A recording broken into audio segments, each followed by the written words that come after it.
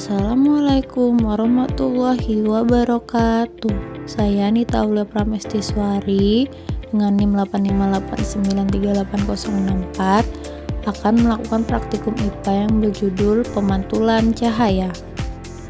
Dengan tujuan menjelaskan sifat-sifat cahaya, menjelaskan sifat-sifat bayangan yang dihasilkan oleh cermin, menjelaskan sifat-sifat bayangan yang dihasilkan oleh lensa, menentukan fokus cermin cekung, menentukan fokus lensa cembung.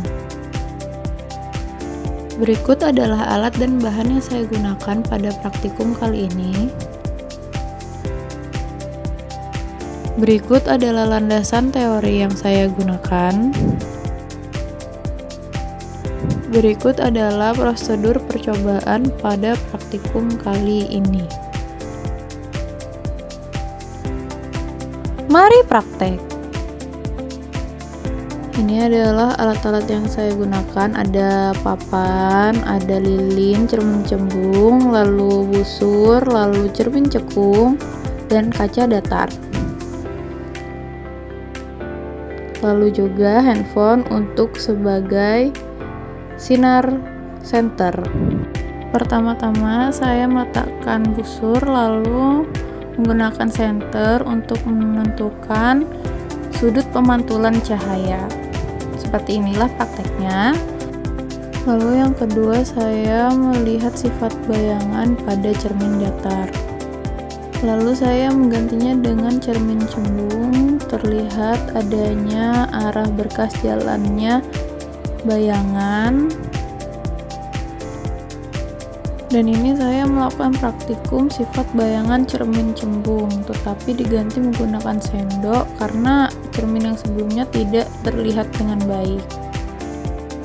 Dan ini saya menggunakan cermin cekung untuk melihat sifat bayangan dan juga mengukur panjang bayangan.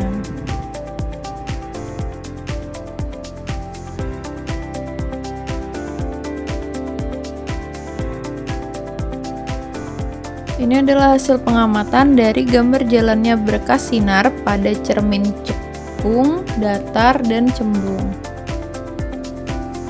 Sementara ini adalah hasil pengamatan untuk sifat bayangan. Pada cermin datar terlihat maya tegak sama besar dengan benda dan jarak bayangan sama dengan jarak benda terhadap cermin. Untuk cermin cembung, terlihat maya tegak diperkecil dan terletak di belakang cermin. Cermin cekung, maya tegak dan diperbesar. Berikut adalah hasil perhitungan derajat pada cermin datar dan jarak benda jarak bayangan pada cermin cembung dan cekung. Berikut adalah pertanyaan dan jawaban yang sudah saya berikan. Berdasarkan hasil pengamatan pada cermin datar, diperoleh bahwa besar sudut datang selalu sama dengan besar sudut pantul. Pada sudut datang 30 derajat diperoleh sudut pantul 30 derajat. Pada sudut datang 70 derajat diperoleh sudut pantul 70 derajat. Pada sudut datang 20 derajat diperoleh sudut pantul 20 derajat. Dan pada sudut datang 10 derajat diperoleh sudut pantul 10 derajat. Hasil ini memperoleh atau menunjukkan bahwa cermin datar memenuhi hukum pemantulan cahaya yang menyatakan bahwa sudut datang sama dengan sudut pantul. Selain itu, bayangan yang terbentuk pada cermin datar bersifat maya, tegak, dan sama besar dengan bendanya. Bayangan tampak berada di belakang cermin dengan jarak yang sama terhadap jarak benda di depan cermin. Karena bersifat maya, bayangannya tersebut tidak dapat ditangkap oleh layar. Berdasarkan hasil pengamatan pada cermin cembung, diperoleh bahwa bayangan yang terbentuk selalu berada di belakang cermin. Bayangan tampak lebih kecil dibanding benda yang tegak. Hal ini menunjukkan bahwa cermin cembung menghasilkan bayangan yang bersifat maya, tegak, dan diperkecil. Sifat tersebut terjadi karena cermin cembung memiliki permukaan pemantul yang melengkung keluar sehingga sinar-sinar pantul menyebar atau divergen. Akibatnya, sinar pantul tidak benar-benar bertemu tetapi seolah-olah berasal dari suatu titik di belakang cermin. Oleh karena itu, bayangan yang terbentuk tidak dapat ditangkap oleh layar. Berdasarkan hasil pengamatan pada cermin cekung, diperoleh nilai jarak bayangan yang bernilai negatif. Hal ini menunjukkan bahwa bayangan terbentuk di belakang cermin sehingga bersifat maya. Bayangan yang diamati tampak tegak dan lebih besar dibanding bendanya. Cermin cekung memiliki permukaan pemantul yang melengkung ke dalam sehingga bersifat mengumpulkan sinar. Pada posisi benda tertentu, terutama ketika berada di antara cermin dan titik fokus, bayangan yang terbentuk akan bersifat maya, tegak, dan diperbesar. Hasil pengamatannya diperoleh sesuai dengan teori tersebut.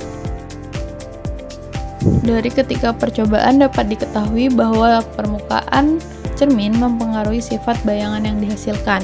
Cermin datar menghasilkan bayangan maya yang sama besar, cermin cembung menghasilkan bayangan maya yang diperkecil, sedangkan cermin cekung menghasilkan bayangan maya yang diperbesar.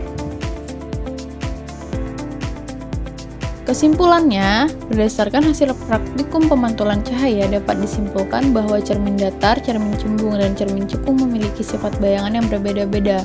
Pada cermin datar, hasil pengamatan menunjukkan bahwa sudut datang sama dengan sudut pantul, sesuai dengan hukum pemantulan cahaya. Bayangan yang terbentuk bersifat tegak sama besar dengan benda dan terletak di belakang cermin. Pada cermin cembung, bayangan yang berbentuk bersifat maya, tegak, dan diperkecil. Bayangan selalu berada di belakang cermin sehingga tidak dapat ditangkap oleh layar. Pada cermin cekung, bayangan yang diamati bersifat maya, tegak, dan diperkecil. Bayangan ini terjadi ketika benda berada pada posisi tertentu di depan cermin cekung. Dengan demikian, hasil percobaan menunjukkan bahwa bentuk permukaan cermin sangat mempengaruhi arah pemantulan cahaya dan sifat bayangan yang dihasilkan. Hasil praktikum ini sesuai dengan teori pemantulan cahaya pada cermin datar, cermin cembung, dan cermin cekung. Berikut adalah daftar pustaka yang saya gunakan. Kesulitan yang saya alami adalah pada perhitungan lensa cekung. Saran saya perhatikan lebih detail arah bayangan. Sekian praktikum hari ini, terima kasih.